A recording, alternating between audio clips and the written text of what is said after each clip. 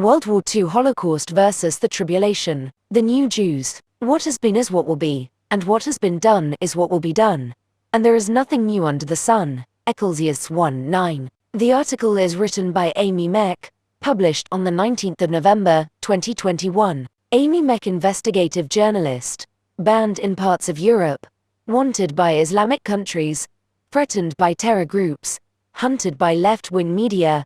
Smeared by Hollywood elites and fake religious leaders. Please follow the link to the full article in the description box, where you can find also the attached related videos. I have amended the title, and I have only quoted passages from the article due to censorship. The article: The Holocaust didn't start with death camps. It began with propaganda, scaremongering, scapegoating, and segregation. Article cut. In a social media post to Twitter on Sunday, Bordet stated, "The current situation can be compared with the 1930s and 1940s. The Untitled are the new Jews.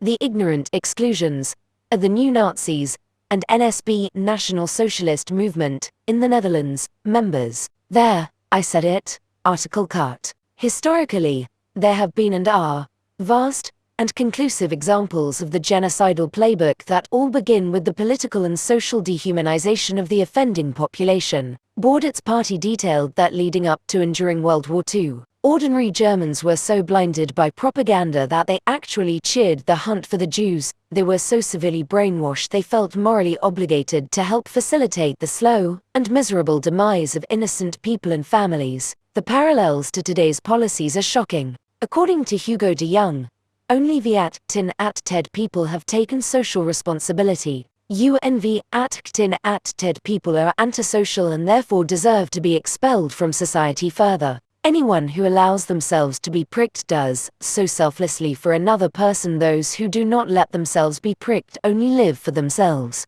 Article cut. Shocking parallels. 6 million Jews did not agree to die in gas chambers. It started with small, measured steps. Article cut. Shockingly, there is much similarity in how the Jews were treated during the years leading up to war. There is also this similarity in the measures taken. As early as the 1st of April 1933, the German state organized a boycott of Jewish entrepreneurs and professionals. In September 1935, the state passed comprehensive and restrictive legislation on nationality and citizenship.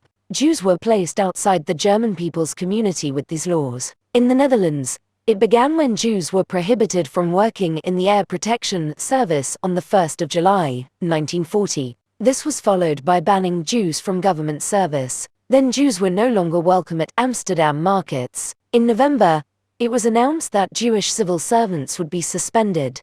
They would later be fired on the 21st of February, 1941. On the 7th of January, Jews were forbidden to visit cinemas. A few days later, all Jews must register. Signs reading "Jews not wanted" appear in various public places. Lockdown for Jews. Austria and the Netherlands have recently implemented lockdowns for only the Untitled. Similarly, in the past, the Netherlands only had lockdowns for Jews. Bordet's FVD party detailed the measures that were taken against the Jews before World War II. The 10th of January, 1941, compulsory registration in the Netherlands of all persons wholly or largely of Jewish blood.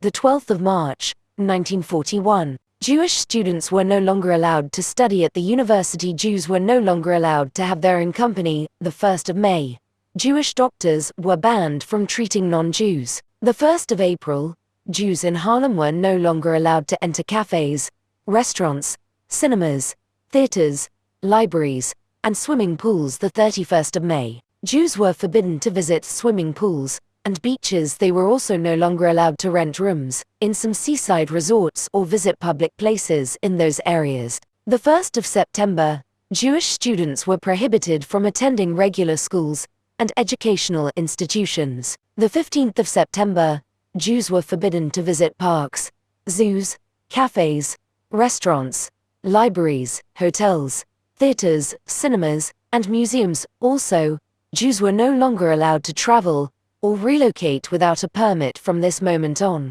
"Forbidden for Jews" signs appeared in the streets. The 20th of October, the Jewish Council was obliged to register all Jews in the Netherlands. There was also a new regulation that restricted Jews from exercising certain professions. On the 22nd of October, Jews were required to leave non-Jewish associations and foundations. The 5th of December, all non-Dutch Jews were required to report for voluntary emigration. The 9th of January, public education for Jews was banned. On January the 23rd of January 1942, identification cards of Jews were marked with the letter J.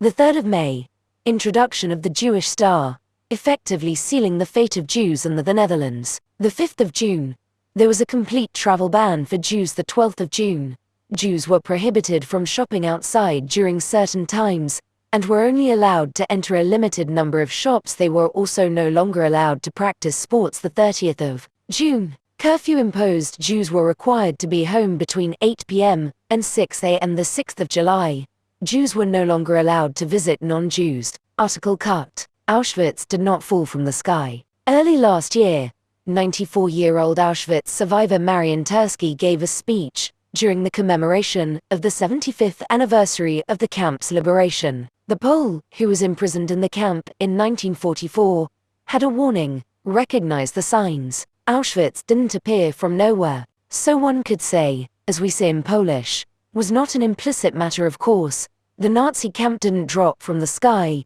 he reminded his audience, but was the endpoint of a process that began with exclusion from park benches, food stores, chorus, swimming pools, and social clubs. Once they established a new reality of stigmatism, segregation, and exclusion, it was an easy next step to strip further rights, dehumanize, and brutally extinguish that minority. But be careful, we're already beginning to become accustomed to thinking that you can exclude someone, stigmatize someone, alienate someone, and slowly, step by step, day by day, that's how people gradually become familiar with these things. Both the victims and the perpetrators and the witnesses, those we call bystanders, begin to become accustomed to the thoughts and ideas that this minority that produced Einstein, Nelly Sachs, Heinrich Heine, and the Mendelssohns is different, that they can be expelled from society, that they are foreign people, that they are people who spread germs, diseases,